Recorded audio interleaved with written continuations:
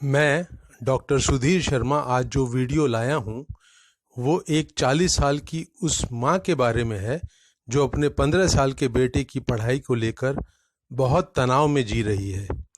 इस माँ की नज़रों में उसका बेटा बहुत बुद्धिमान, चुस्त और समझदार है। उसकी अप्रसन्नता और चिंता का कारण ये है कि वो बेटा ध्यान लगाकर पढ़ने में कम रुचि रखता है और मेहनत करने से जी चुराता है। माँ रात दिन खराब मूड में रहने लगी है। बेटे की पढ़ाई को लेकर उनमें तीखी झड़प अक्सर हो जाती है। दोनों के मुंह से कुछ ऐसी गलत और चुभने वाली बातें निकल जाती हैं जो बाद में भी घर का माहौल तनावपूर्ण बनाए रखती हैं। माँ की नाराजगी, उसकी डांट, उसका प्यार, उसका गुस्सा और उसके आंसू बेटे की पढ़ने की आदतों में कोई अच्छा बदलाव नहीं ला पाए हैं। पूरे दिन में रात को 9 बजे के आसपास खास करके उसे बेटे का दिल लगाकर ना पढ़ना सबसे ज़्यादा बुरा लगता है। वो चिंता करती है कि यूं समय बर्बाद करके बेटा अपने भविष्य के साथ खिलवाड़ कर रहा है। उस समय बेटे का इधर उधर घूमना, टीवी देखने लगना, फ़ोन पर दोस्तों से बातें करना उसका खून फूंकने लगता है। समझाने पर बेटे का भड़क जाना उसका गुस्सा और खीज और बढ़ा जाता है। अपने मन में किसी बड़े पत्थर का सा बोझ बन गई अपनी अप्रसन्नता को तोड़ने के लिए उसे आज से ही किसी एक्शन का इस्तेमाल हथौड़े की तरह करना है। ये बात उसके दिल को फौरन भा गई थी। बेटे के साथ अच्छे संबंध बनाने को उसे सबसे पहले तनाव और नाखुशी की जड़ें अपने अंदर से उखाड़नी होंगी। ये बात उसके दिल में गहराई तक उतर गई। उसके दिल ने जो एक्शन सुझाया, उसने उसी रात से उस पर अमल करना शुरू कर दिया।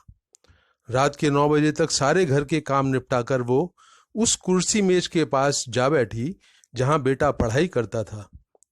एक ड्राइंग नोटबुक, पेंसिलें, रबर और बेटे के स्कूल में 3 साल पहले खींचा गया एक फोटो वो वहां साथ लाई थी। छठी कक्षा में प्रथम आया बेटा उस फोटो में उस दिन उसे मिले कप को चूमता दिख रहा था। माँ को पेंसिल से स्केच बनाने का शौक बचपन से था। माँ की खुशी को देखते हुए बेटे ने उसे ना रोका और ना ही कमरे से जाने को कहा। बेटा कुछ देर पढ़ा और 11 बजे के करीब सोने जाने को उठ गया। उसके उठने तक माँ स्केचिंग करती रही थी। अगली रात भी घर के काम 9 बजे तक खत्म करके माँ अपनी जगह आ बैठी और बेटे का के तीसरे क्लास में खींचे एक फोटो को देखकर स्केच बनाने लगी। इस फोटो में बेटा फैंसी ड्रेस में जोकर बना दिख रहा था। तीसरी रात बेटे के द्वारा कुछ नाराज अंदाज में पूछे गए सवाल के जवाब में माँ ने अपने दिल की बात उसे बताई। रात को इस जगह बैठकर कुछ सुखद यादों के स्केच बनाते हुए मैं खुद को तुम्हारे बहुत करीब और काफ़ी खुश पाती हूँ।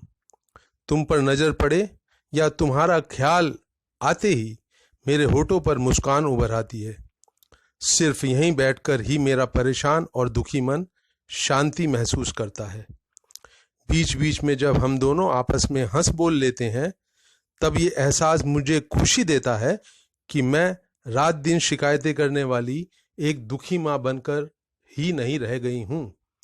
तुम अगर रात का ये वक्त स्केच करते हुए यहाँ बिताने से मुझे नहीं रोकोगे तो मैं तुम्हारी आभारी रहूंगी। बेटे ने भावुक होकर माँ की इच्छा मान ली थी।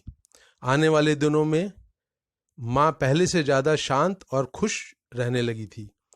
टीवी और फोन की दुनिया से हटकर बेटे के कमरे में कुछ सुखद यादों से जुड़े स्केच बनाते बनाते उसके मन पर बना चिंता व तनाव का बोझ हल्का होने लगा था।